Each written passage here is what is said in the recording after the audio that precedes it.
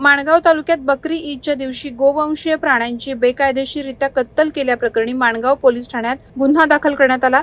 मिळालेल्या माहितीनुसार दिनांक 17 जून रोजी दुपारी 2 वाजण्याच्या सुमारास लोणशी मोहल्ला येथे आरोपी इम्तियाज पालेकर याच्या घराच्या मागे असलेल्या गोठ्यामध्ये कोणताही शासकीय परवाना नसताना गोवंशीय जनावरांची बेकायदेशीररित्या कत्तल करण्यात आली होती। या प्रकरणी लोणशी मोहल्ला येथील इम्तियाज गुलाम मोहद्दीन पालेकर वय 55, फुरकान सलीम खान वय 23 वर्ष, सुभान सलीम खानदेशी वय 22 वर्ष यांना माणगाव पोलिसांनी ताब्यात घेतले।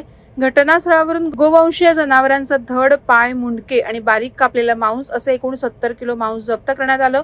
या प्रकरणात माणगाव पोलिसांनी 3 आरोपींना ताब्यात घेतलंय। घटनास्थळी उपविभागीय पोलीस अधिकारी पुष्कराज सूर्यवंशी, पोलीस निरीक्षक राजेंद्र पाटील, सहाय्यक पोलीस निरीक्षक भोसले, सहाय्यक फौजदार मगर यांनी भेट दिली असून पुढील तपास सहाय्यक पोलीस निरीक्षक भोसले करीत आहेत। वादळवारा लाईव्हसाठी प्रमोद जाधव, माणगाव। नवी मुंबई व रायगड जिल्ह्यातील ताज्या बातम्या आणि घडामोडींसाठी सबस्क्राईब करा वादळवारा लाईव्ह चॅनल आणि दाबा बेल आयकॉन।